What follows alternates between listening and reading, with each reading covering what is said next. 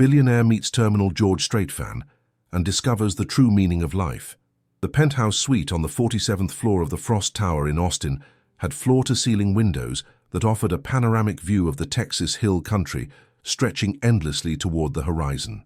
Maxwell Wright stood there every morning with his third espresso of the day, staring at a landscape that cost him $8.3 million to observe, yet somehow managed to make him feel absolutely nothing. At 45 years old, he had everything the American dream promised and more. His company, Stream Sound Technologies, had revolutionized how the world consumed music, turning him into a billionaire before his 40th birthday. He owned mansions in Malibu, Manhattan, and Monaco. His garage housed a collection of exotic cars worth more than most people would earn in 10 lifetimes. His private jet waited at the executive airport, fueled and ready to take him anywhere on Earth within hours. Yet standing there in his $15,000 Italian suit, Maxwell felt like a man drowning in an ocean of his own success, gasping for something real to hold on to. The only genuine emotion he could remember feeling lately came from an unexpected source, something that connected him to a version of himself that existed long before the billions, before the empire, before he became the Maxwell Wright that analysts discussed on financial news networks. That connection lived in the music of George Strait, the king of country, whose songs had been the soundtrack to his childhood in a cramped trailer park outside of Lubbock, where his mother worked double shifts at a truck stop diner, and his father was just a fading memory and an empty chair at the dinner table. Maxwell's phone buzzed with its customary urgency. Another meeting, another deal, another opportunity to add more zeros to a bank account that already had more than he could spend in 5 lifetimes. But today was different. Today he had scheduled something that his public relations team insisted would be excellent for his image, a substantial donation to Austin Memorial Hospital that would result in the new oncology pavilion bearing his name in gleaming letters, the Maxwell Wright Cancer Center. His assistant had arranged everything: the photo opportunity with the hospital board, the carefully crafted speech about giving back to the community, the strategic positioning that would soften his reputation as a ruthless tech mogul who had crushed countless competitors on his way to the top. He grabbed his vintage George Strait tour cap from 1983, the Amarillo by Morning Tour, one of the few possessions he refused to replace despite his wealth. It was worn and faded, the colors long since surrendered to time and wear, but it was real. It was his. It represented a 15-year-old kid who saved money from mowing lawns for 3 months to buy a ticket to see his hero perform, who stood in the nosebleed section of the arena and felt for those 2 hours like anything was possible. The drive to Austin Memorial Hospital took 20 minutes through morning traffic that his driver navigated with practiced efficiency. Maxwell spent the time reviewing the donation agreement on his tablet, barely registering the numbers and legal language that his attorneys had already vetted. $12 million. It seemed like a lot to most people, but to him, it was the equivalent of someone making $50,000 a year donating about $30. The math was simple, cold, transactional, just like everything else in his life had become. If you're enjoying this story so far, I'd truly appreciate it if you could subscribe to our channel. Please take a moment to share your thoughts in the comments below and let us know where you're watching from. Your support means the world to us and helps us bring you more stories like this one. Thank you for being here. The hospital smelled exactly how Maxwell remembered hospitals smelling from his childhood, that particular combination of antiseptic, floor polish, and something indefinable that spoke of human suffering and hope existing in the same sterile hallways. His assistant Jennifer, an efficient woman in her 30s who managed his life with military precision, met him in the lobby with the hospital administrator, Dr. Patricia Hendricks, a woman in her late 50s with kind eyes that had probably witnessed more death than Maxwell could imagine. "Mr. Wright, we cannot thank you enough for this extraordinarily generous donation," Dr. Hendricks said, extending her hand. Her grip was firm, genuine. "Your contribution will save countless lives. The new pavilion will house state-of-the-art treatment facilities, research laboratories, and comfortable spaces for patients and their families during the most difficult times of their lives." Maxwell shook her hand and offered his practiced smile, the one that had closed billion-dollar deals and charmed investors. "I'm honored to be able to give back, Dr. Hendricks. Cancer has touched so many lives, and if this donation can make even a small difference, then it's worth every penny." The words came out smoothly, rehearsed, empty. He had said variations of this speech dozens of times at charity galas and fundraisers, always hitting the right notes, always appearing humble despite the staggering amounts he donated. But the truth was simpler and uglier. He gave away millions because his accountants told him it was tax efficient, because his PR team said it softened his image, because it was what billionaires did to convince themselves and others that they were good people, despite the ruthless methods they employed to accumulate their fortunes. "We have the conference room prepared for the signing ceremony," Dr. Hendricks continued, gesturing toward the elevators. "The board members are already assembled, and we have a photographer to document this historic moment.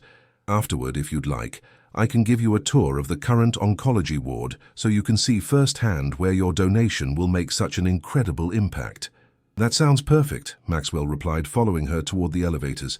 Jennifer walked beside him, already typing notes into her phone, probably scheduling his next appearance, his next donation, his next carefully orchestrated display of generosity. They entered the elevator, and Dr. Hendricks pressed the button for the 4th floor.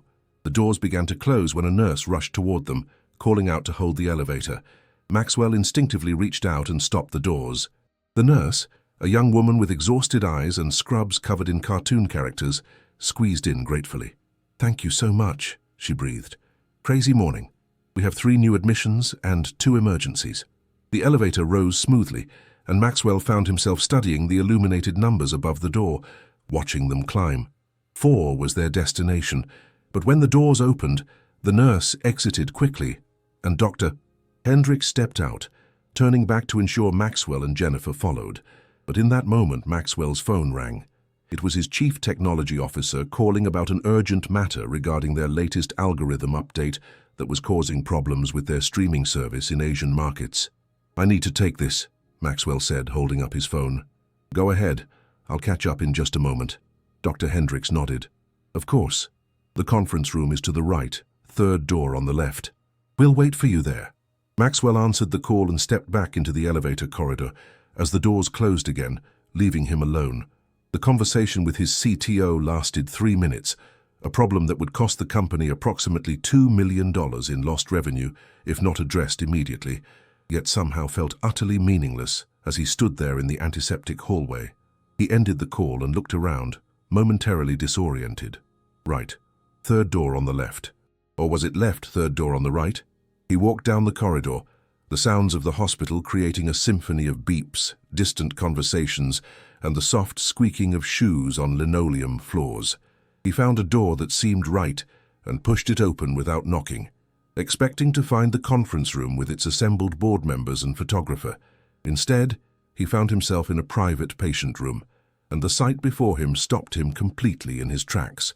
The walls were covered, absolutely covered, with George Strait memorabilia, posters from tours spanning 4 decades, ticket stubs carefully preserved in frames, photographs of a younger man standing outside concert venues, his face glowing with joy.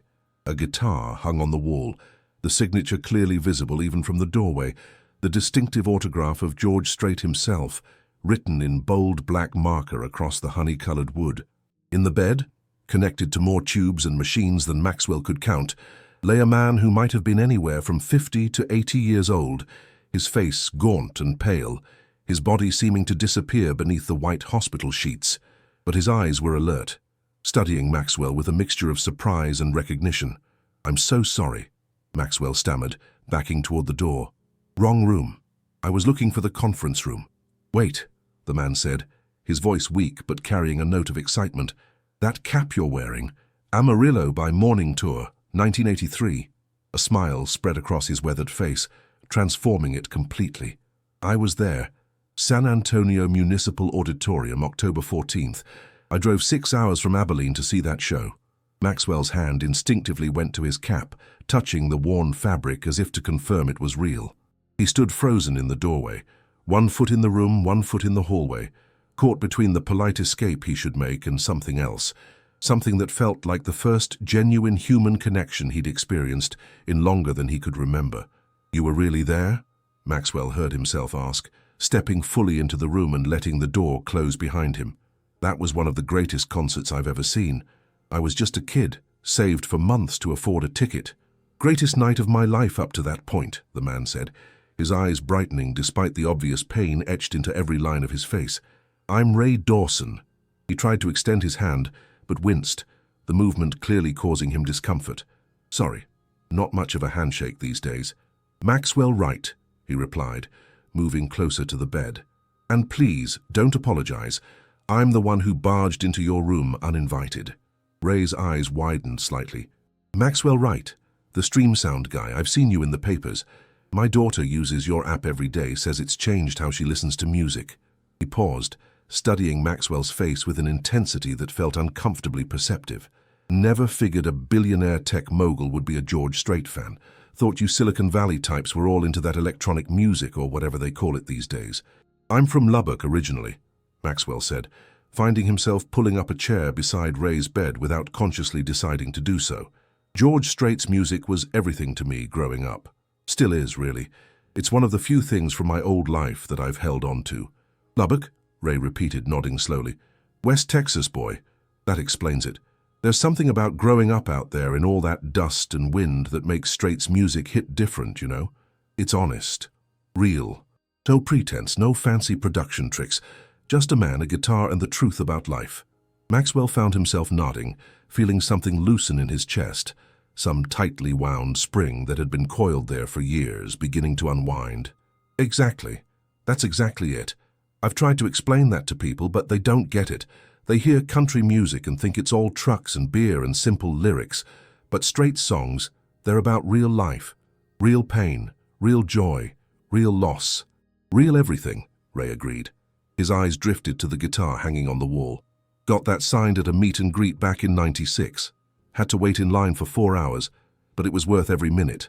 He looked me right in the eye when he signed it, asked me my name, asked where I was from. Treated me like I mattered, you know, like I wasn't just another face in an endless line of faces."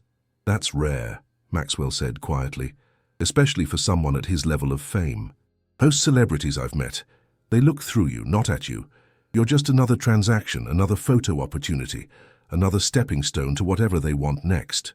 Ray studied Maxwell for a long moment, and there was something in his gaze that made Maxwell uncomfortable, as if this dying stranger could see through all the expensive suits and luxury cars and carefully constructed image straight to the hollow man beneath. "Sounds like you're speaking from experience. Must be lonely at the top, surrounded by people who want something from you." The observation hit Maxwell with unexpected force. He opened his mouth to offer some dismissive reply, some polished deflection, but found he couldn't. Instead, he heard himself saying, "Lonelier than I ever imagined it could be. I have hundreds of employees, thousands of business contacts. My calendar is booked months in advance, and yet I can't remember the last time I had a conversation that felt real." That felt like it mattered. "Well," Ray said with a slight smile, "guess you found the wrong room then." Maxwell laughed, a genuine sound that surprised him. When was the last time he'd really laughed? "Guess I did." He looked around at the memorabilia covering every available surface. "You're a serious collector.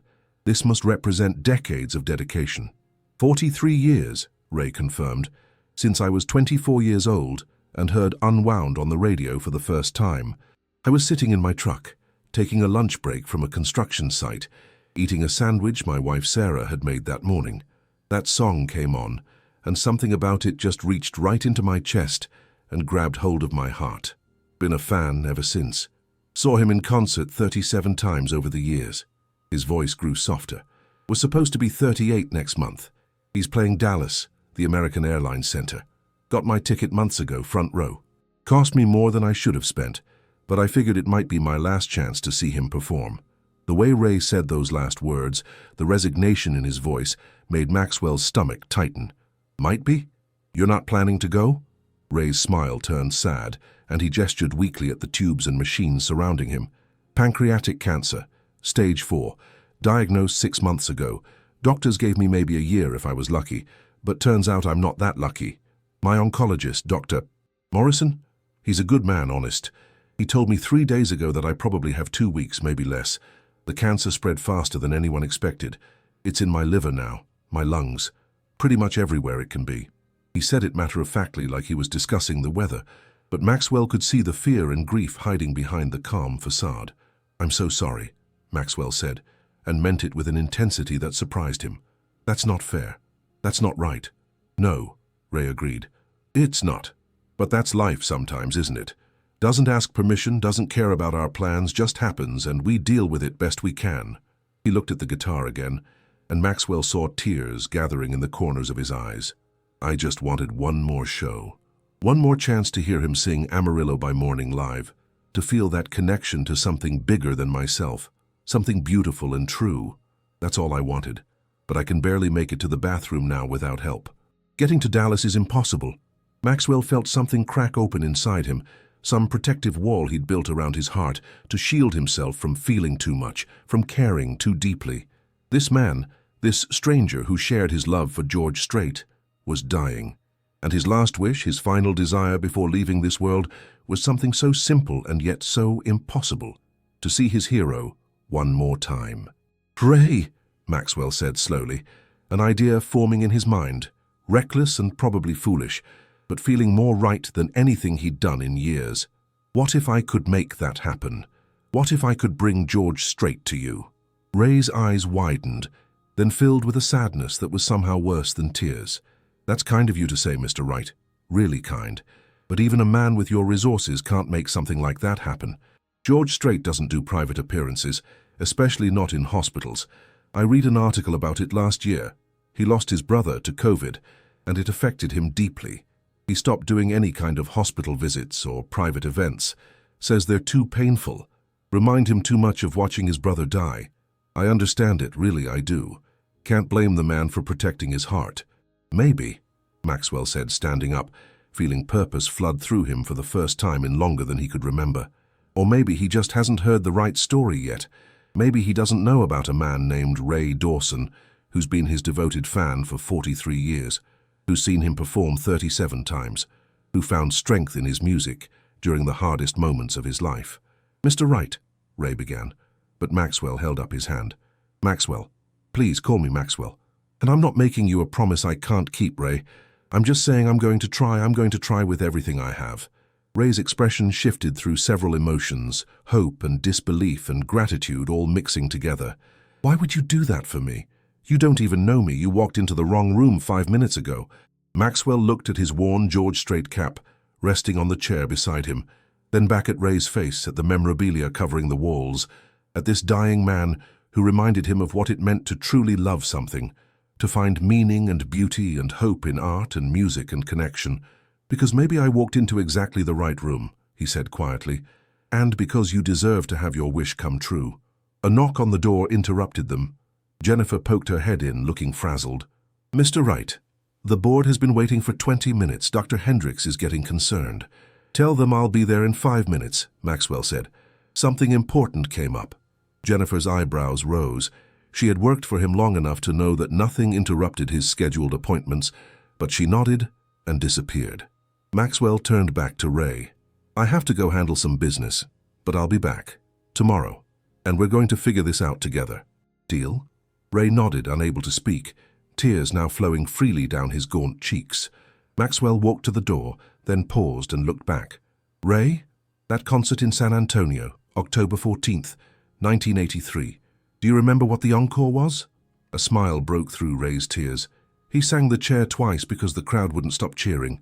Then he closed with Foolhardy Memory, and the whole place was singing along so loud you could barely hear the band. "I remember," Maxwell said softly. "I remember feeling like I was part of something bigger than myself, like I belonged somewhere. I've spent the last 30 years trying to find that feeling again." "Did you?" Ray asked. Maxwell looked around the hospital room one more time, at this dying man surrounded by the evidence of a life lived with passion and devotion. "I think maybe I just did." Maxwell made it through the signing ceremony on autopilot, his mind replaying every word of his conversation with Ray Dawson. He smiled at the appropriate moments, posed for photographs with the hospital board members, and delivered his prepared speech about the importance of cancer research and patient care. Dr. Hendricks beamed as he signed the donation agreement with a fountain pen that probably cost more than most people spent on rent. The photographer captured the moment from multiple angles, ensuring the images would look perfect in press releases and on the hospital's website. But Maxwell's thoughts were elsewhere, already mapping out the seemingly impossible task he had committed himself to accomplishing. As soon as the ceremony concluded, and he had shaken the last hand and accepted the final round of thanks, Maxwell excused himself and found a quiet corner in the hospital cafeteria. He pulled out his phone and began making calls. His first attempt was to contact his head of artist relations at StreamSound, a woman named Carla Rodriguez who had spent 15 years in the music industry and supposedly had connections to everyone who mattered. "Carla, I need you to get me in touch with George Strait's management team," Maxwell said without preamble when she answered. "Today, if possible." There was a pause on the other end. "George Strait? Mr. Right, his team is notoriously difficult to reach. He keeps a very small circle and they're extremely protective of his privacy. May I ask what this is regarding?" Maxwell explained the situation with Ray, carefully leaving out the emotional aspects and framing it as a potential PR opportunity for StreamSound. Carla listened quietly, then sighed. "I can try, but I'm telling you right now, it's going to be a dead end. Strait's manager, Tom Hendricks, no relation to your hospital administrator. He's turned down every private appearance request for the past 3 years, ever since George lost his brother. I've heard from people in Nashville that he's become almost reclusive when he's not touring, spends most of his time at his ranch near San Antonio, doesn't do interviews anymore, barely even attends industry events." "Try anyway," Maxwell said firmly. "Tell them it's for a dying fan. Tell them whatever you need to tell them, but get me a contact number or email address at minimum." "I'll do my best," Carla promised, "but don't get your hopes up." Maxwell ended the call and sat staring at his phone. Don't get your hopes up. That was probably good advice he should take himself, and certainly advice he should give Ray.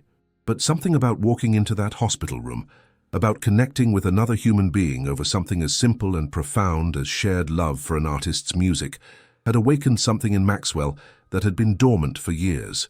He felt alive in a way he hadn't since he was that 15-year-old kid, saving lawn-mowing money to see George Strait in concert. His phone buzzed with incoming emails and text messages, the endless stream of business requiring his attention. A potential acquisition in Europe that needed his approval.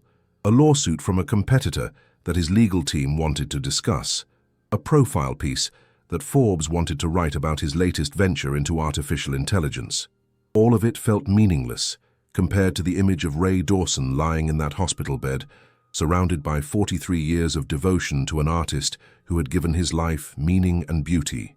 Maxwell stood up and walked back through the hospital corridors until he found himself outside Ray's room again. He knocked softly, and Ray's voice, stronger than before, called out for him to enter. "Didn't expect to see you back so soon," Ray said. He looked more alert now, sitting slightly more upright in his bed. "Figured you'd come to your senses and realize you made a promise you can't keep to a dying old man you just met." "I made some calls," Maxwell said, pulling the chair back to Ray's bedside. "Started the process. It's going to be difficult, probably impossible, but I'm not giving up yet." Ray studied him carefully. "Why are you really doing this, Maxwell? And don't give me some line about charity or doing good deeds. I've been around long enough to know when someone's telling me what they think I want to hear versus telling me the truth." Maxwell found himself appreciating Ray's directness. Most people treated him with careful deference, measuring their words, trying to please him or impress him or extract something from him. Ray just spoke plainly, probably because he had nothing to lose and no reason to pretend. "Honestly, I'm not entirely sure. Maybe because when I walked into your room and saw all that memorabilia, saw your dedication to something you love, I realized I've lost that. I've spent 20 years building an empire, accumulating wealth and success, and somewhere along the way I forgot what it feels like to care about something just because it matters, not because it's profitable or strategic or good for my image." "That's a hell of an expensive midlife crisis," Ray observed with a slight smile. "Most guys just buy a sports car or start dating someone half their age." Maxwell laughed. "I already have the sports cars, 7 of them actually. And dating hasn't interested me in years. Everyone wants something, everyone has an angle, it's exhausting. Sarah, my wife, she used to say that money doesn't change people, it just makes them more of what they already were," Ray said quietly. "If you were selfish before, you become more selfish with money. If you were generous, you become more generous. Sounds like maybe you were already lonely before you got rich, and the money just made that loneliness bigger." The observation stung because it was accurate. Maxwell had been lonely even as a kid in that trailer park, the weird smart one who read books during recess instead of playing sports, who got straight A's and dreamed of escaping to somewhere bigger. The money hadn't created his isolation. It had just built higher walls around it. You're probably right. My therapist has said something similar, though she charges $400 an hour to say it with more clinical terminology. $400 an hour to tell you what you already know about yourself. Ray shook his head. That's something. I could never afford therapy. Had to work through my problems the old-fashioned way, one day at a time, with a lot of help from friends and family and George Strait's music. Tell me about that, Maxwell said, genuinely curious. You mentioned earlier that his music helped you through hard times. What did you mean? Ray's expression grew distant, his eyes focusing on something beyond the hospital room walls. Sarah and I got married when we were 22, had our first kid, Danny, a year later. I was working construction. Good money when the work was steady, but it was hard on the body. Sarah worked at a grocery store part-time, and we were happy, you know. Not rich, not fancy, just happy. We had 2 more kids over the next few years, Amanda and little Ray Jr. Life was good. He paused, and Maxwell could see the pain in his face, old wounds that had never fully healed. Then Sarah got sick. Breast cancer. She was only 38 years old. We fought it for 3 years. Every treatment the doctors recommended. Spent every penny we had and then some. Sold our house, moved into a smaller place, maxed out credit cards.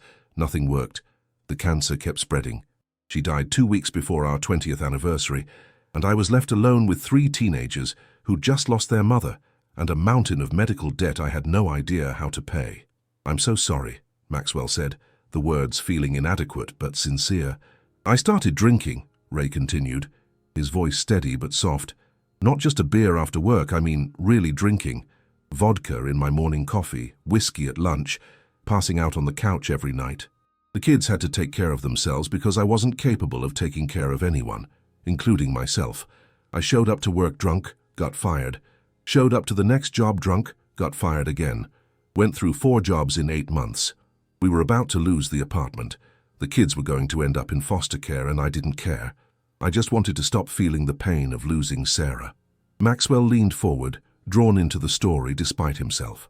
This was real life, real struggle, so far removed from his own experiences, yet somehow touching something deep inside him.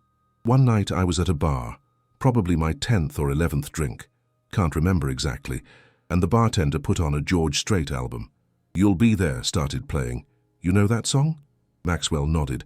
From the album It Just Comes Natural. About someone who's gone but their presence still remains. That's the one, Ray confirmed.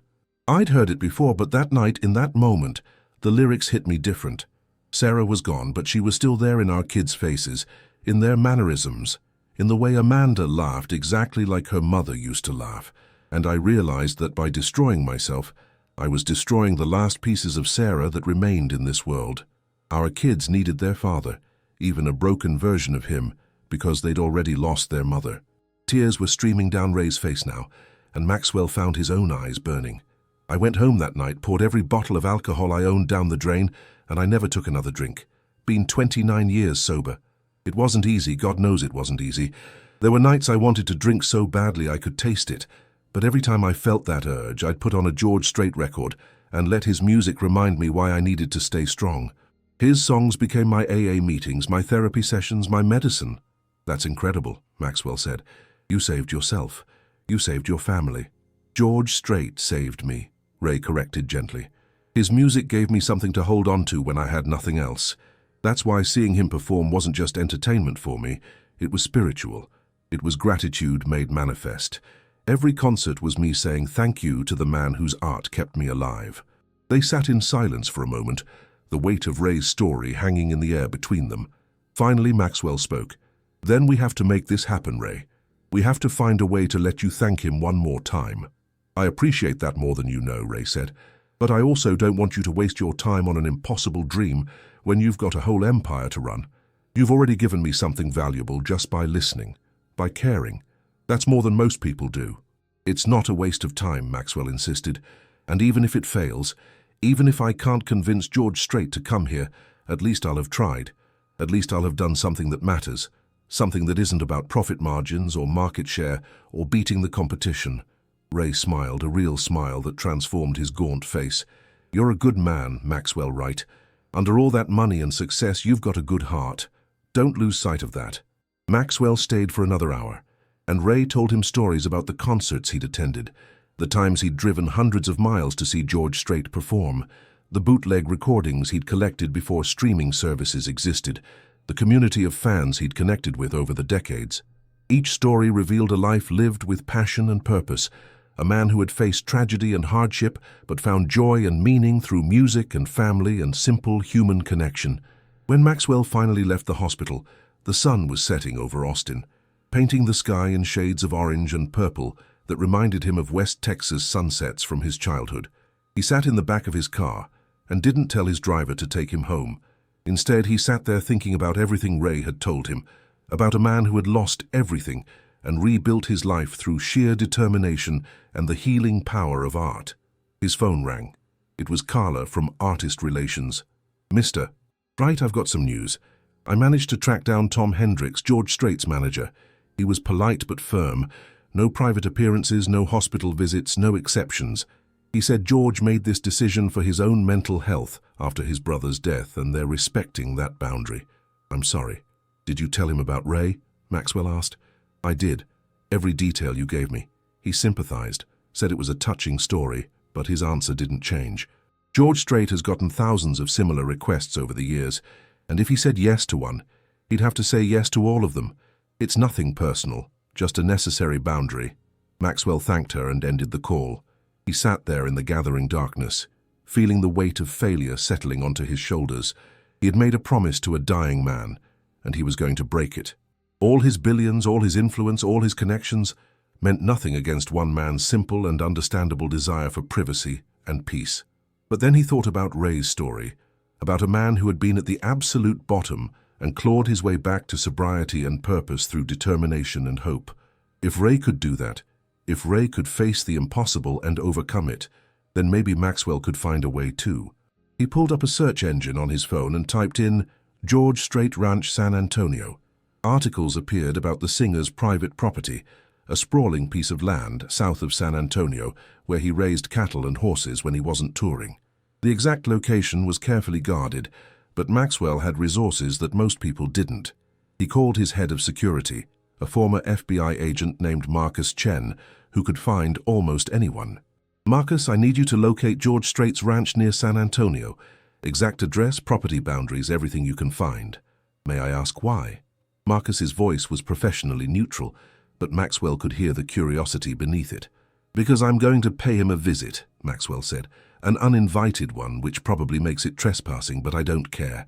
Sometimes you have to take risks for things that matter." "Mr. Right?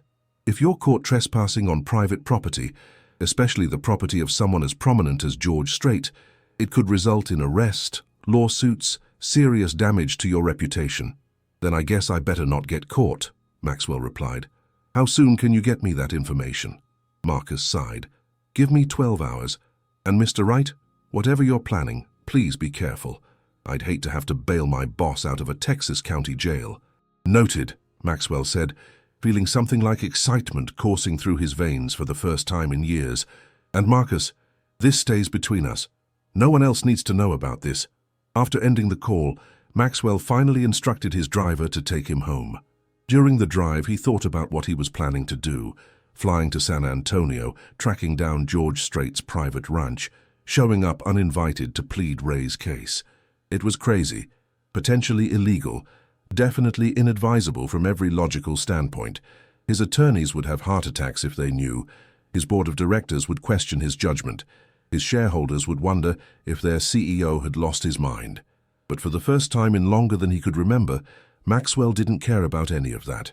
He didn't care about optics or strategy or risk management. He cared about keeping a promise to a dying man who had reminded him what it meant to be human, to feel genuine emotion, to connect with someone over something as simple and profound as music that touched the soul. When he arrived at his penthouse, Maxwell didn't head to his home office to catch up on emails and reports like he usually did. Instead, he walked to his personal music room, a space he'd designed but rarely used anymore.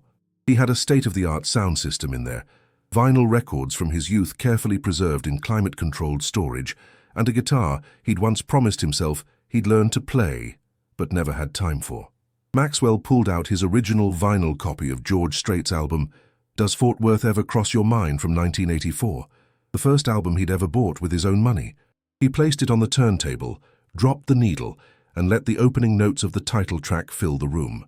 He sat in his favorite leather chair, closed his eyes, and let himself remember who he used to be before the money, before the success, before he'd lost touch with the part of himself that could feel deeply and care genuinely about things beyond profit and loss statements.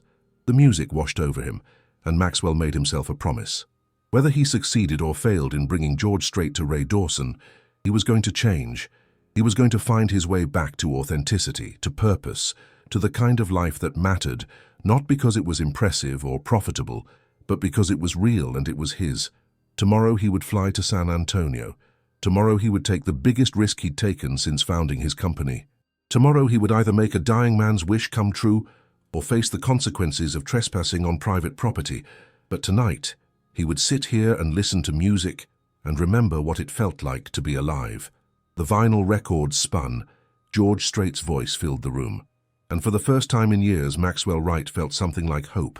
Marcus Chen delivered the information at 6 o'clock the next morning, appearing at Maxwell's penthouse with a folder containing satellite images, property records, and detailed maps of George Strait's ranch. The property sprawled across nearly 800 acres of Texas hill country, protected by fences, security cameras, and a private road that branched off from a county highway about 40 miles south of San Antonio. "The main house is here," Marcus said, pointing to a structure visible in the satellite imagery. "There's also a barn, stables, several outbuildings, and what appears to be a recording studio he had built about 5 years ago. The property has minimal security compared to what you'd expect for someone of his stature. Some cameras at the main gate, motion sensors along the primary access road, but the perimeter fencing is mostly just standard ranch fencing meant to keep cattle in, not people out." Maxwell studied the images carefully. "So, theoretically, someone could approach from the eastern side where this creek runs along the property line." "Theoretically," Marcus agreed reluctantly. "But Mr. Wright, I need to emphasize again how inadvisable this is. You're talking about trespassing on private property to confront a man who has explicitly refused contact. This could end very badly in numerous ways." "I understand the risks," Maxwell said, "but I'm doing this anyway. Can you have the jet ready to leave for San Antonio in 2 hours?" Marcus nodded, his expression a mixture of concern and resignation. "I'll make the arrangements. Will you be needing security accompaniment?" "No," Maxwell said firmly. "This is something I need to do alone. If I show up with bodyguards, it'll look like intimidation. I need to approach this as one person reaching out to another, nothing more." After Marcus left, Maxwell showered and dressed in the most casual clothes he owned, jeans and a plain button-down shirt that still probably cost more than most people spent on a week's worth of outfits, but at least didn't scream billionaire. He grabbed his worn George Strait cap and headed to the hospital before his flight, needing to see Ray before he attempted this possibly foolish mission. Ray was awake when Maxwell arrived, though he looked weaker than the day before. The progression of his illness was visible, his skin more translucent, his breathing more labored. A nurse was adjusting his IV when Maxwell knocked and entered. "You're here early," Ray said, his voice barely above a whisper. "Figured you'd be busy running your empire." "I wanted to see you before I do something potentially stupid," Maxwell admitted, taking his usual seat beside the bed. "I'm flying to San Antonio today. I'm going to George Strait's ranch, and I'm going to talk to him face to face." Ray's eyes widened. "Maxwell, no. You can't just show up at the man's home uninvited. I don't even know what that is, but it's not right." "Probably not," Maxwell agreed. "But every official channel has been closed. His manager won't return calls. His publicist sent a form letter rejection, and time is running out. So I'm going to take a risk, and either it'll work or I'll end up arrested for trespassing. Either way, at least I tried." "You could lose everything," Ray protested weakly. "Your reputation, your business relationships, maybe even your freedom if they decide to prosecute, all for a dying old man you barely know." Maxwell leaned forward, holding Ray's gaze. "You told me a story yesterday about hitting rock bottom and clawing your way back up through determination and faith in something bigger than yourself. You faced impossible odds and won. Let me try to do the same thing. And Ray, you're not just some dying old man I barely know. You're someone who reminded me what it means to care about something deeply, to find meaning beyond money and success. That's worth any risk." Tears formed in Ray's eyes. I don't know what to say. Don't say anything, just rest, get your strength up and wait for me to come back with good news. Maxwell stood up, adjusting his cap. I'll be back tomorrow, one way or another. Maxwell, Ray called out as he reached the door. Thank you. Whatever happens, thank you for caring, for trying. That means more to me than you'll ever know. Maxwell nodded, not trusting his voice, and left the room. As he walked through the hospital corridors toward the exit, he felt the weight of what he was about to do settling onto his shoulders. This wasn't a business negotiation where he held all the cards. This wasn't a deal he could close through sheer force of will and unlimited resources. This was one human being asking another for an act of compassion, and he had no idea if it would work. The flight to San Antonio took less than an hour in his private jet. Maxwell spent most of it staring out the window at the Texas landscape passing below, thinking about the journey that had brought him to this moment. 25 years ago, he'd been a graduate student at MIT with an idea for a music streaming algorithm that could predict user preferences with unprecedented accuracy. He'd maxed out credit cards, slept on friends' couches, lived on ramen noodles and ambition. When Stream Sound finally took off, he told himself he was going to stay grounded. Remember where he came from, use his success to make the world better. But success had its own gravity, pulling him away from those noble intentions. Each milestone brought new pressures, new responsibilities, new reasons why he couldn't afford to be anything other than ruthlessly focused on growth and profitability. He'd convinced himself that once he reached a certain level of wealth, once he'd proven himself beyond any doubt, then he could focus on meaning and purpose and giving back in genuine ways. But that level never came. There was always another goal, another competitor to crush, another acquisition to pursue. Ray Dawson had shown him the emptiness of that endless chase in a single conversation. Here was a man who'd owned nothing of value in monetary terms, but had lived a life rich with love, struggle, growth, and devotion to something beautiful. Ray had faced tragedy and addiction and emerged stronger, not through wealth or power, but through human connection and the healing grace of music that spoke to his soul. The jet landed at a private airfield outside San Antonio, where a rental car waited for Maxwell. He'd specifically requested something ordinary, a mid-range sedan that wouldn't draw attention. He drove south following the directions Marcus had provided, watching the landscape gradually shift from suburban sprawl to open ranch country. The May afternoon was warm but not oppressive, the sky a brilliant blue dotted with white clouds that seemed to stretch forever. Maxwell found the county road that led toward George Strait's property and drove past the main entrance, noting the gate and intercom system that would have been the proper way to request entry if he wasn't already persona non grata with Strait's management team. He continued for another 2 miles until he reached the spot Marcus had identified, where a small bridge crossed the creek that marked the eastern boundary of the property. He pulled off onto the shoulder and sat there for a moment, his heart pounding.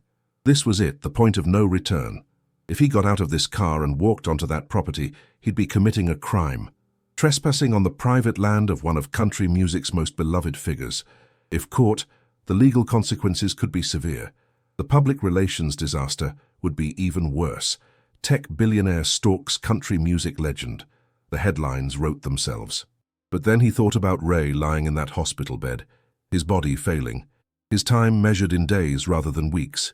He thought about the devotion in that room, 43 years of love for an artist whose music had literally saved a man's life. He thought about his own empty existence, his penthouse full of expensive things and devoid of meaning, his calendar packed with appointments that didn't matter, and devoid of genuine human connection. Maxwell got out of the car. He locked it, pocketed the keys, and began walking. The creek was shallow this time of year, easy to cross by hopping across exposed rocks. The fence on the other side was simple barbed wire strung between wooden posts designed to contain livestock rather than prevent human entry. He found a spot where the wires were spaced widely enough to slip between them carefully, grateful for his casual clothes that could withstand a few snags. Once on the property, Maxwell followed the creek westward, using the tree line for cover. The satellite images had shown the main house was approximately a mile from this point, a manageable walk across gently rolling terrain. He moved slowly, watching for any signs of ranch hands or security personnel, but saw only cattle grazing in distant pastures and a few horses watching him with mild curiosity from a fenced enclosure. The walk took 30 minutes, And with each step, Maxwell rehearsed what he would say. He'd given countless pitches to investors, made presentations to hostile board members, negotiated deals worth billions of dollars. But this felt different, more personal and more important than any business transaction. He wasn't trying to sell anything or gain any advantage. He was simply asking one person to show compassion to another, to recognize the profound impact his art had made on someone's life. The main house came into view through the trees, a sprawling ranch-style structure that looked comfortable rather than ostentatious. It fit what Maxwell knew about George Strait from interviews and articles over the years, a man who had achieved superstardom but never let it change his fundamental nature, who still lived in Texas and raised cattle and maintained the same values he'd grown up with. Maxwell approached from the side, staying near the cover of some oak trees until he could see more of the property. There was a truck parked near the barn, and he could hear the sound of someone working inside, the clang of metal on metal, suggesting repair work or maintenance. The main house looked quiet, but smoke rose from a chimney despite the warm afternoon, suggesting someone was home. Taking a deep breath, Maxwell stepped out from the trees and walked directly toward the front door of the house. If he was going to do this, he might as well do it boldly.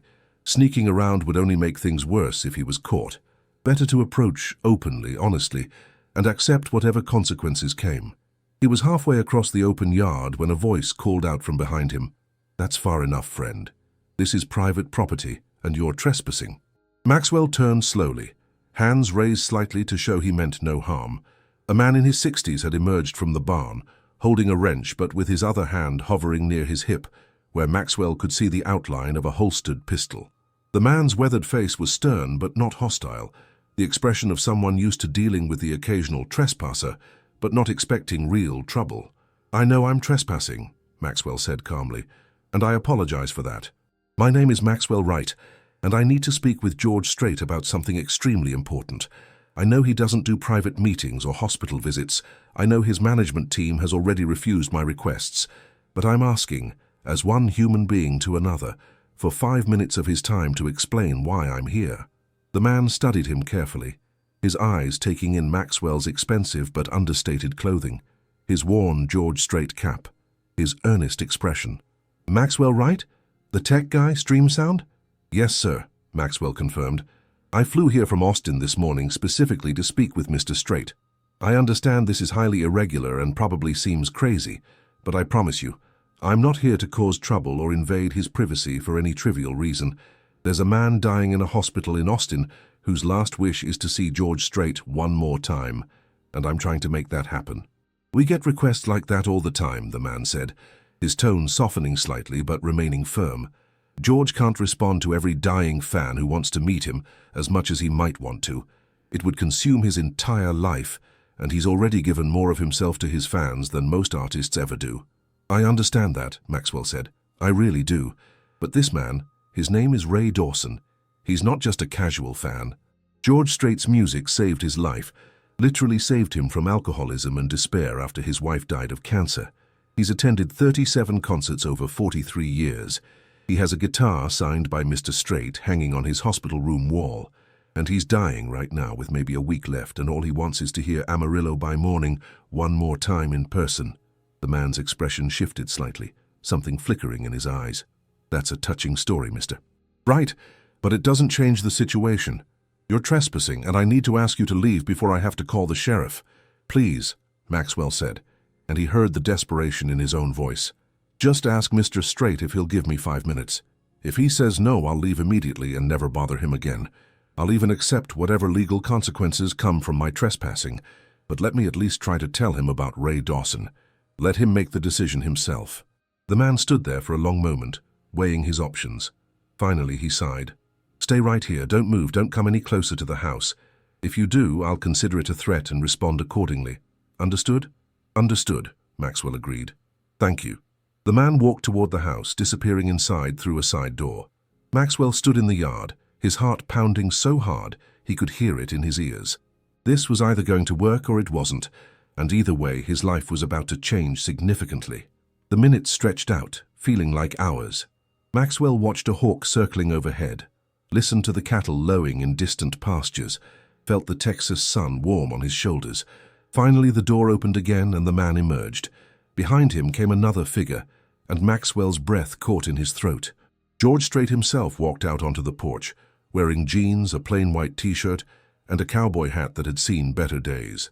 He looked exactly like his pictures, but also somehow more real, more human, more present than any photograph could capture. "Mr. Wright," George Strait said, his voice carrying the same gentle authority that had defined countless hit songs. "Tom here tells me you've got quite a story to tell. I'll give you 5 minutes, but we're going to talk out here in the open, and if at any point I want you to leave, you'll do so immediately. Are we clear?" "Absolutely clear," Maxwell said. "And thank you, Mr. Strait. Thank you for being willing to hear me out." George Strait walked down from the porch and crossed the yard until he stood about 10 feet from Maxwell. Up close, Maxwell could see the lines around his eyes, the silver in his hair beneath the hat, the wear of decades spent performing and living fully, but mostly he saw kindness in those eyes, and patience, and a weariness that came from being asked for too much by too many people for too long. "5 minutes," George Strait said. "Tell me about Ray Dawson." Maxwell took a breath and began to speak. He told George Strait everything, about walking into the wrong hospital room, about finding a dying man surrounded by 43 years of devotion, about Ray's story of losing his wife and fighting alcoholism and finding salvation in music that spoke truth about life and love and loss. George Strait listened without interrupting, his expression unreadable but attentive. Maxwell spoke about Ray's collection of memorabilia, the ticket stubs from 37 concerts, the guitar signed at a meet and greet in '96, where George had looked Ray in the eye and made him feel like he mattered. He talked about Ray's 3 children, raised alone after Sarah's death, about the nights Ray wanted to drink but put on a George Strait record instead and found the strength to stay sober. He described the hospital room, the tubes and machines keeping Ray alive while cancer consumed him from the inside, and the simple dignity with which Ray faced his approaching death. "He told me he was supposed to see you in Dallas next month," Maxwell continued, aware that his 5 minutes were nearly up. Front row seat. Cost him more than he should have spent, but he said it might be his last chance. Only now, it definitely is his last chance, and he can't make it. He's too weak to leave the hospital. The doctors give him maybe a week, probably less. And Mr. Strait, I know you've been asked this 1,000 times. I know you've had to say no for your own well-being, and I respect that completely. But I'm asking you to consider making an exception just this once for a man whose life you saved without even knowing it." George Strait was quiet for a moment after Maxwell finished. He looked out across his property, his jaw working as he processed everything he'd heard. Finally, he spoke. "How'd you get past my gate, Mr. Wright?" "I didn't," Maxwell admitted. "I crossed your creek on the eastern boundary and walked across your property. I'm fully aware that's trespassing, and I'll accept whatever legal consequences come from that. But I had to try. I made a promise to Ray that I'd do everything in my power to make this happen, and I meant it. You risked arrest, a lawsuit, serious damage to your reputation, all for a man you met 2 days ago?" George Strait's tone was skeptical, but not dismissive. "Yes, sir," Maxwell said simply, "because in 2 days, Ray Dawson showed me something I'd forgotten existed. He showed me what it means to live with purpose, to care deeply about something beyond yourself, to find beauty and meaning in art that speaks to your soul. I've spent 20 years building a technology empire, and I've been miserable. Ray spent 43 years loving your music, working construction and raising his kids, and despite tragedy and hardship, he lived a richer life than I have. So yes, I risked everything, because maybe by helping him I can find my way back to the person I used to be before success hollowed me out." George Strait studied Maxwell for a long moment, and Maxwell felt like he was being measured against some internal standard that he might not meet. Then George said something unexpected. "Tell me about the Amarillo by Morning tour in '83. You mentioned that's where your cap is from." Maxwell blinked, surprised by the question. "San Antonio Municipal Auditorium, October 14th. I was 15 years old, saved money from mowing lawns for 3 months to afford a nosebleed seat. You opened with Foolhardy Memory, and the place went absolutely crazy. Halfway through the show, you told a story about your daughter learning to ride horses and how it reminded you that the simple things in life mattered more than fame or fortune. That story stuck with me for 30 years. I remember that tour," George said quietly. "I remember being terrified every night that people would stop coming to shows, that the success would disappear as fast as it came. I was still pretty new to all of it back then. still adjusting to what it meant to have people care that much about songs I'd written or sung. He paused. Ray Dawson was at that show too. Yes, sir. He drove 6 hours from Abilene. Says it was one of the greatest nights of his life. George Strait removed his hat and ran a hand through his hair, a gesture of weariness and internal conflict. Mr. Wright, I'm going to be honest with you. After my brother died from COVID complications 3 years ago, I stopped doing hospital visits. I watched him die in a hospital room over video chat because I couldn't be there in person, and it broke something in me. Every time someone asks me to visit a hospital, I'm back in that moment watching my brother struggle to breathe, powerless to help him. I made a decision to protect myself from that pain, and my family supported that decision. I understand, Maxwell said, and he did. I can't imagine how difficult that must have been. Losing someone you love while being unable to comfort them, to be physically present. That kind of trauma doesn't just go away because time passes. No, it doesn't, George agreed. But you know what else doesn't go away? The memory of why I started making music in the first place. It wasn't for fame or money or even artistic expression, not really. It was because music had the power to touch people's lives, to give them something to hold on to during hard times, to make them feel less alone in their struggles. He put his hat back on and looked directly at Maxwell. You say Ray Dawson's life was saved by my music. That's what he told me, and I believe him, Maxwell said. He said your songs became his AA meetings, his therapy, his medicine. They gave him reason to stay sober, to be the father his children needed, to keep going when giving up would have been easier. George Strait nodded slowly, seeming to come to some internal decision. Tom, he called to the man who'd confronted Maxwell earlier and was now standing on the porch. Cancel my plans for tomorrow, clear my whole day. Tom's eyebrows rose. George, you sure about this? No, George admitted, but I'm doing it anyway. He turned back to Maxwell. I'll drive to Austin tomorrow morning and play for your friend Ray. Not a full concert, understand, and not in some public space where it becomes a media circus. Just me, my guitar, and a dying man who found something meaningful in songs I wrote. That's it. Maxwell felt his throat tighten with emotion. Mr. Strait, I don't know how to thank you. Don't thank me yet, George said. I might get there and not be able to go through with it. Hospitals are hard for me, harder than you might understand. But I'll try, that's all I can promise. He paused. And Mr. Wright, you're still trespassing on my property, and technically I should press charges. But I'm going to let it slide this time, because anyone crazy enough to risk everything for a promise to a dying stranger is either completely insane or has finally figured out what actually matters in life. I'm hoping it's the latter. It is, Maxwell assured him. Thank you. Thank you for giving him this gift. What time should I be there? George asked. Ray's usually most alert in the morning, around 9 or 10, Maxwell said. But honestly, any time works. He'll summon whatever strength he has left to be present for this. George nodded. 9 o'clock then, Austin Memorial Hospital. What room number?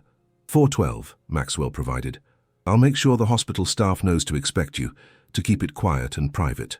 I'd appreciate that, George said. The fewer people who know about this, the better.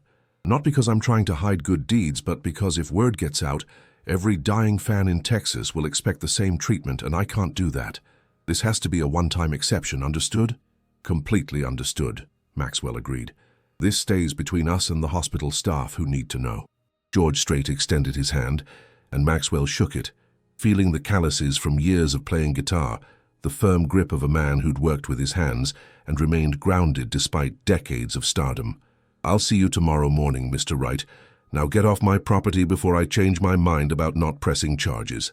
Maxwell smiled, relief and gratitude flooding through him. Yes, sir. And Mr. Strait, what you're doing tomorrow, it means everything. Not just to Ray, but to his family, and honestly to me too. You're reminding me that compassion still exists in this world. We all need reminding sometimes, George replied. Drive safe, getting back to Austin. Maxwell walked back the way he'd come, his steps lighter despite the long trek ahead of him. When he reached the creek and crossed back onto public land, he turned and looked back at the property, at the house barely visible through the trees, and felt profound gratitude for a man who'd been willing to set aside his own pain to give comfort to a dying stranger.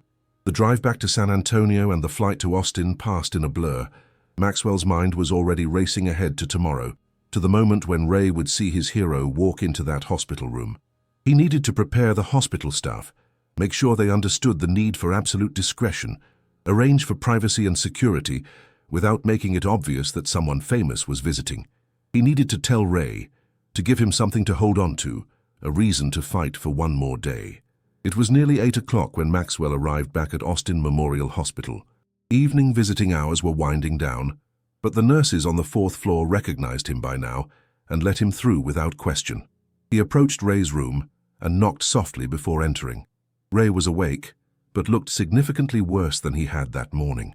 His breathing was labored, his skin almost translucent, his body seeming to sink deeper into the hospital bed as if gravity was slowly pulling him away from the world.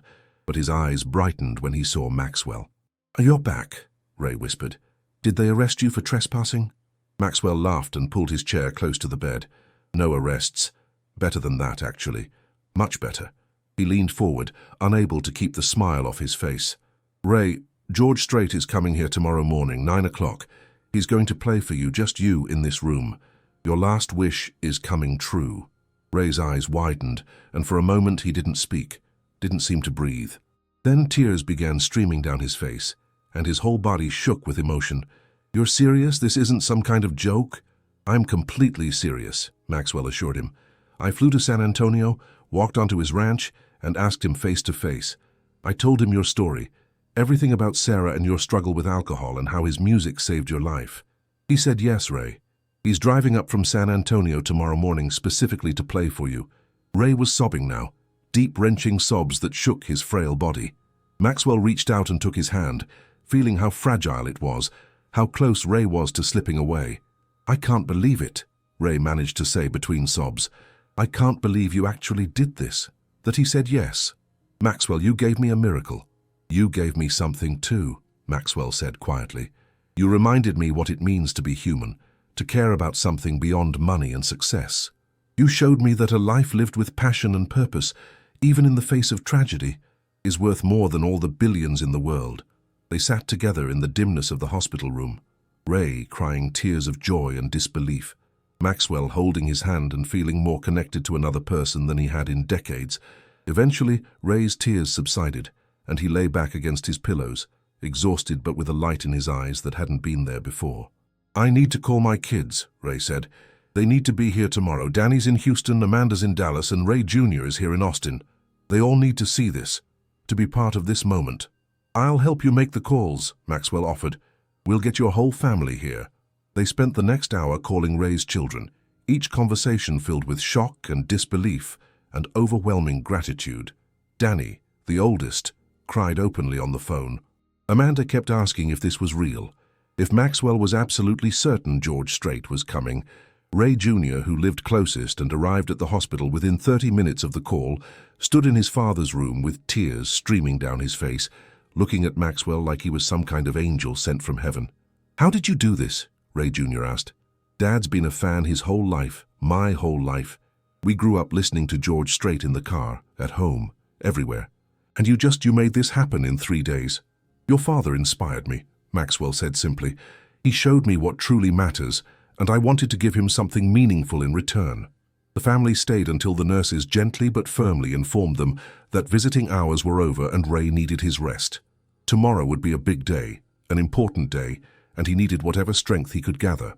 Maxwell left with Ray's children, walking them to the parking garage and listening to their stories about growing up with a father who loved George Strait with such devotion. "Dad never missed a concert if he could help it," Amanda told Maxwell. "Even when money was tight, even when he was exhausted from working double shifts, he'd find a way to get tickets. He'd take us sometimes, when we were old enough. I remember being 12 years old and watching my dad sing along to every single word and seeing how happy it made him. Those concerts were sacred to him. They were healing," Danny added. "After Mum died, music was the only thing that could reach him when he was at his lowest. George Strait's songs pulled him back from the edge. So what you're doing tomorrow, Mr. Wright, it's not just granting a wish. It's acknowledging the man who saved our father's life, even though he never knew he was doing it." Maxwell said goodnight to Ray's family and drove back to his penthouse, but sleep eluded him. He lay in his expensive bed in his expensive apartment and thought about the events of the past 3 days. How randomly walking into the wrong hospital room had set off a chain of events that would culminate tomorrow in something extraordinary. How a dying stranger had touched his life more profoundly than years of therapy, or self-help books, or meditation retreats ever had. Around 3 a.m, Maxwell got up and went to his music room. He put on George Strait's album, Carrying Your Love With Me, and listened to the title track, really listened to the lyrics about carrying someone's love through distance and difficulty. He thought about Ray carrying Sarah's memory and George Strait's music through decades of hardship. He thought about what he would carry forward from this experience, how it would change the way he lived the rest of his life. When dawn broke over Austin, painting the sky in shades of pink and gold, Maxwell was still awake. He showered, dressed in casual but respectful clothes, and arrived at the hospital by 7:30. He met with Dr. Hendricks and explained the situation, swearing her to absolute secrecy. She was stunned, but immediately began making arrangements for maximum privacy, clearing the 4th-floor hallway of unnecessary traffic, briefing only essential staff members, ensuring that Ray's room would be protected from any interruptions. At 8:30, Maxwell went to Ray's room. The whole family was already there, Danny and Amanda having driven through the night to arrive in time. Ray looked terrible, his breathing shallow and labored, but his eyes were bright with anticipation. The nurses had helped him sit up as much as his condition allowed, and someone had combed his hair and made sure he looked as presentable as possible given the circumstances. "Is this real?" Ray kept asking. "Is this really happening?" "It's really happening," Maxwell assured him again and again. "Any minute now." At precisely 9 o'clock, there was a soft knock on the door.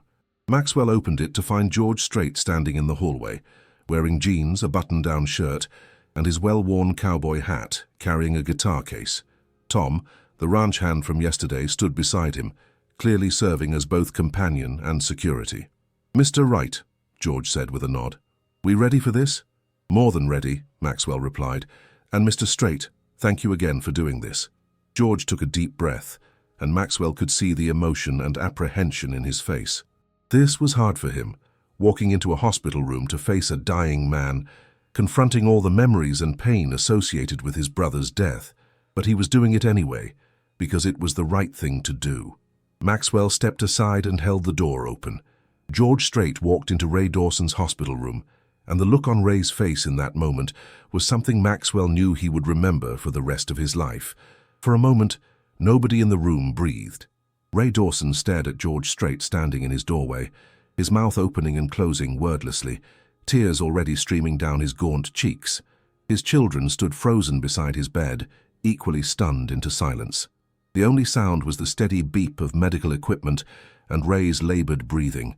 George Strait removed his hat and held it in his hands, a gesture of respect and humility that seemed to break the spell. "Ray Dawson?" he asked gently, though he clearly knew the answer.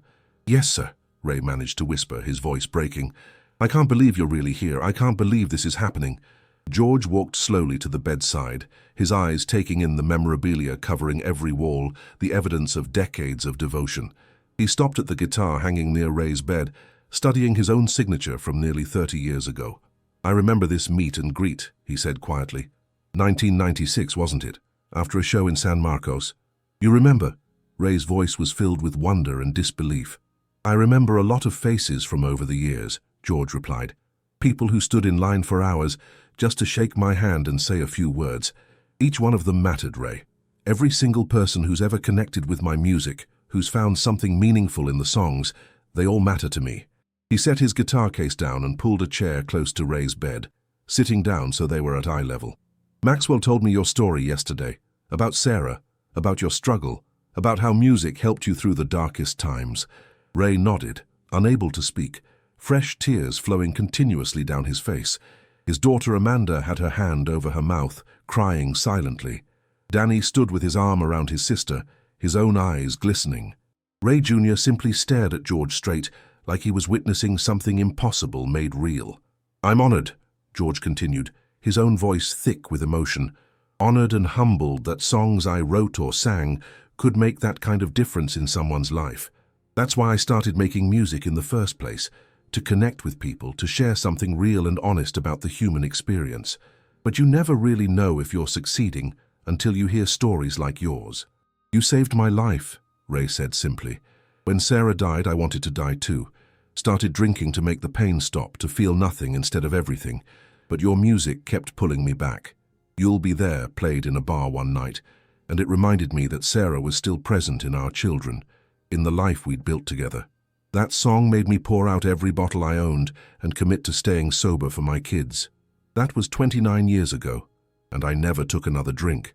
George Strait's eyes were wet now, his professional composure cracking in the face of such raw honesty and emotion.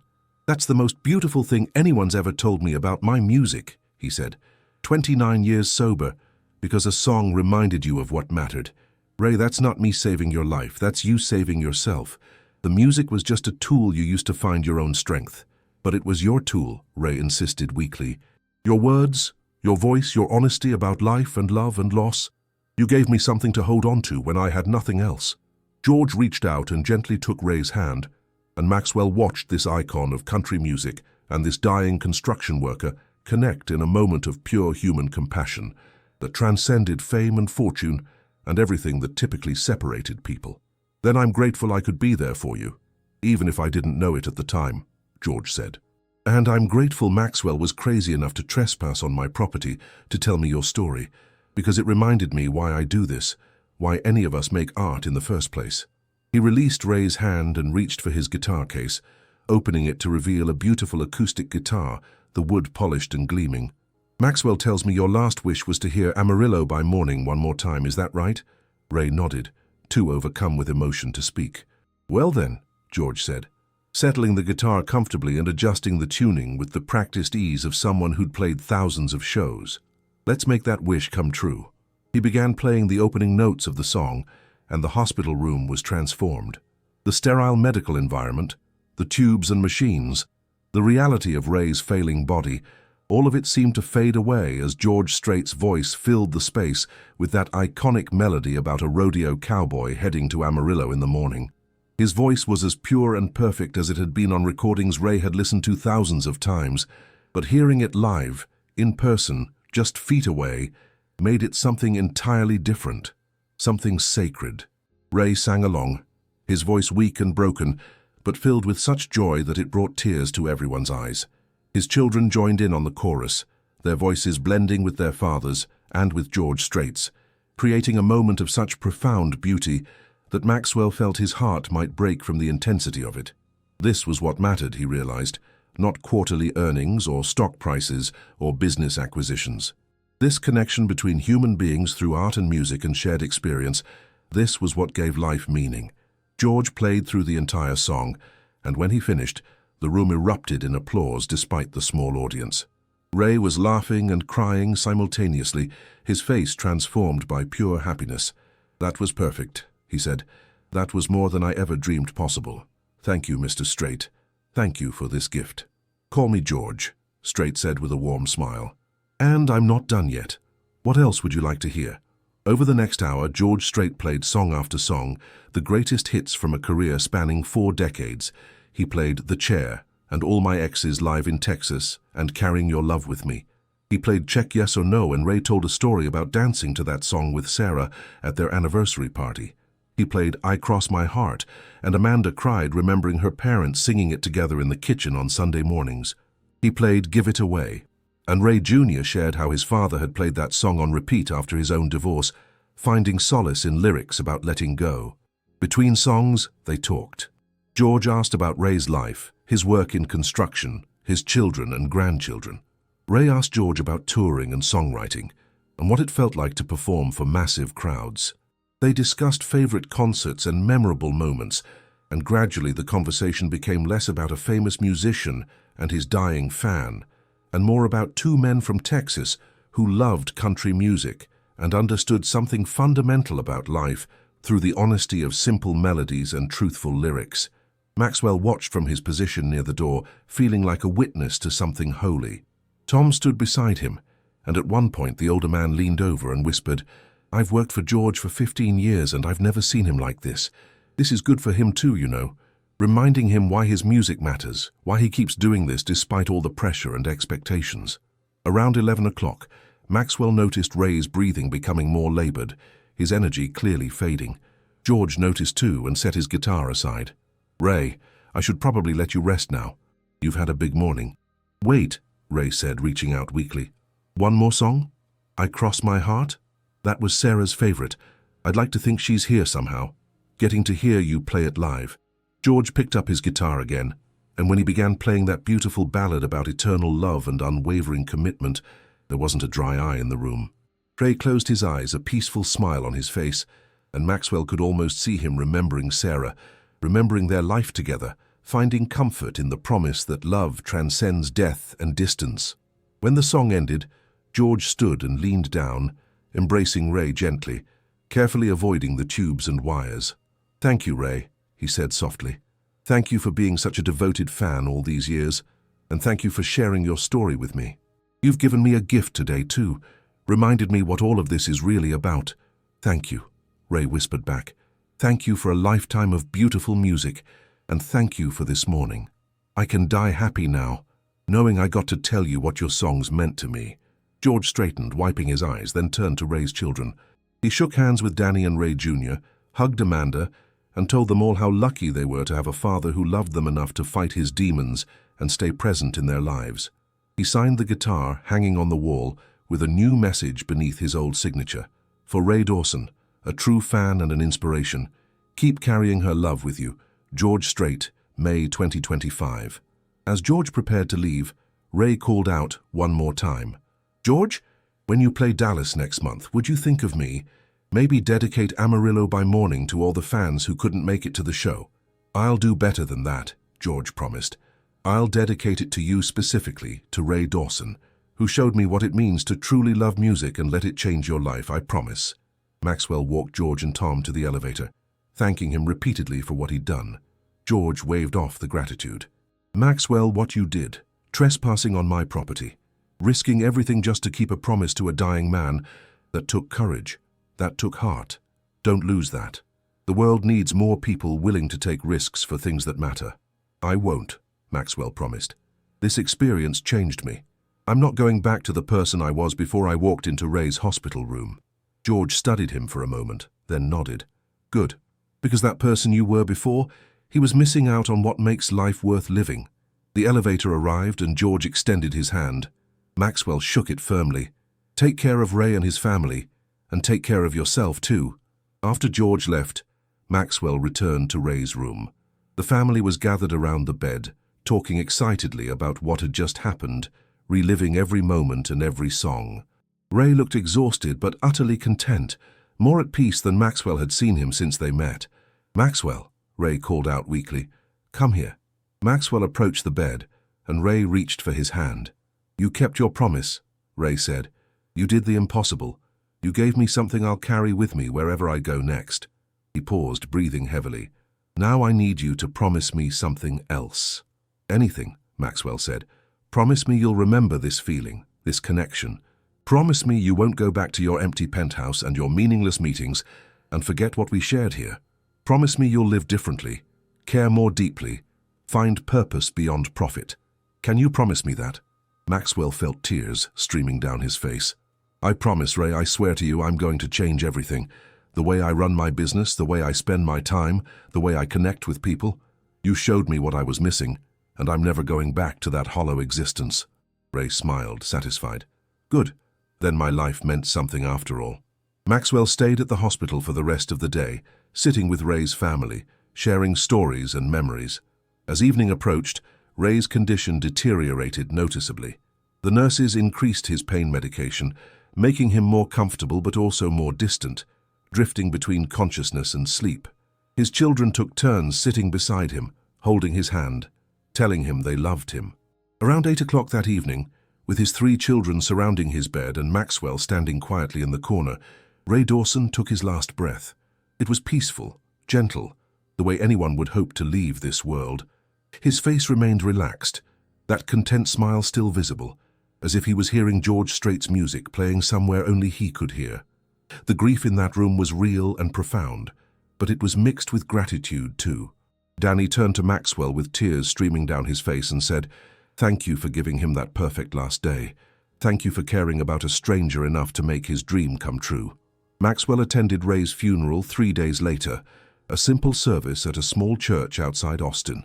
The family had invited him to say a few words, and he stood at the podium looking out at the modest crowd of Ray's friends, family, and former co-workers, and spoke from his heart. "I knew Ray Dawson for less than a week," Maxwell began, "but he taught me more about living meaningfully in those few days than I'd learned in 20 years of success and wealth. He showed me that a life measured in love and passion and devotion to beautiful things is worth infinitely more than a life measured in dollars and acquisitions. He reminded me that music has power to heal, to transform, to save lives when given the chance. And he demonstrated through his own example that facing death with grace and gratitude is perhaps the final gift we can give to those we leave behind." He paused, emotion threatening to overwhelm him. Ray's last wish was to hear his favorite artist play one more time. And through an unlikely series of events, that wish came true. But the real gift wasn't the music or the famous musician. The real gift was the reminder that human beings can still connect with each other in genuine ways, that compassion still exists, that taking risks for things that matter is always worthwhile. Ray gave me that gift, and I'll spend the rest of my life trying to honor his memory by living according to the values he embodied. After the service, Maxwell spoke with Ray's children about his plans. "I want to help with any remaining medical bills, funeral expenses, anything your family needs," he offered. "Please don't refuse out of pride. Let me do this." Danny shook his head gently. "Dad wouldn't want charity, Mr. Wright, but if you really want to honor his memory, maybe you could help other people the way you helped him. Not with money necessarily, but with caring, with taking the time to see people as individuals rather than numbers or problems to solve." Maxwell thought about that conversation for weeks afterward. He thought about it as he restructured his entire approach to running Stream Sound Technologies, implementing policies that prioritized employee well-being over maximum profit extraction. He thought about it as he began visiting hospitals regularly, not to make large donations that would get his name on buildings, but to sit with patients who had no visitors, to listen to their stories, to remind them that they mattered to someone. He thought about it as he reconnected with his estranged sister in Lubbock, whom he hadn't spoken to in 5 years because he'd been too busy building his empire. He thought about it as he started learning to play guitar, really learning this time, dedicating an hour every evening to practicing the instrument instead of checking emails and monitoring stock prices. 1 month after Ray's death, Maxwell flew to Dallas and attended George Strait's concert at the American Airlines Center. He sat in the nosebleed section deliberately, wanting to experience the show the way he had as a 15-year-old kid, without VIP treatment or special access. When George reached the point in his set where he played Amarillo by Morning, he paused before starting the song. "I want to dedicate this next one to someone special," George told the crowd. "A man named Ray Dawson, who recently passed away. Ray was one of the most devoted fans I've ever had the privilege of knowing. His love for music reminded me why I do this, why any of us create art. This one's for you, Ray. I hope you can hear it wherever you are." Maxwell sat in that arena with 20,000 other people, tears streaming down his face as George Strait played that iconic song, and he felt Ray's presence somehow, felt the connection between all these people who'd found meaning in simple melodies and honest lyrics about life's joys and sorrows. This was why art mattered. This was why human connection mattered. This was why nothing else really mattered in comparison. After the concert, Maxwell didn't rush back to his penthouse. Instead, he drove out to the small cemetery where Ray was buried and sat beside his grave in the darkness, listening to crickets chirp and feeling the warm Texas night wrap around him like a blanket. "I kept my promise, Ray," he said aloud. "I'm living differently now. I'm caring more, connecting more, risking more. You saved my life the same way George Strait's music saved yours, by showing me there was another way to exist in this world. Thank you for that gift. Thank you for walking into my life right when I needed you most." He sat there for a long time, thinking about wrong rooms that turn out to be exactly the right rooms, about promises kept and lives changed, about the unexpected ways grace enters our lives if we're open to receiving it. Eventually he stood up, placed a hand on Ray's headstone one last time, and walked back to his car. The drive back to Austin took several hours, and Maxwell spent them listening to George Strait's music, really listening to the lyrics in ways he hadn't in years. He thought about the journey he'd been on, from empty billionaire to someone who understood that wealth meant nothing without purpose, that success meant nothing without connection, that life itself meant nothing without love and passion and devotion to things larger than ourselves. When he finally arrived home, instead of heading to his penthouse, Maxwell drove to a 24-hour diner on the outskirts of town, the kind of place where working people grabbed meals between shifts. He ordered coffee and pie and struck up a conversation with the waitress, a woman named Maria who told him about her 2 kids and her dreams of going back to school to become a nurse. He listened, really listened, and when he left, he didn't just leave a large tip. He left her his contact information and an offer to help with tuition when she was ready to pursue that dream. Small actions he'd learned from Ray, small moments of genuine caring and connection. That's what changed the world. One person at a time, one authentic interaction at a time. Maxwell Wright never did go back to being the person he was before he walked into the wrong hospital room. He remained wealthy, remained successful, but he wore that success differently now, lightly, like his old George Strait cap that he still wore everywhere, despite being able to afford whatever he wanted. He'd found something in Ray Dawson's hospital room that was worth more than all his billions combined. He'd found his way back to being human,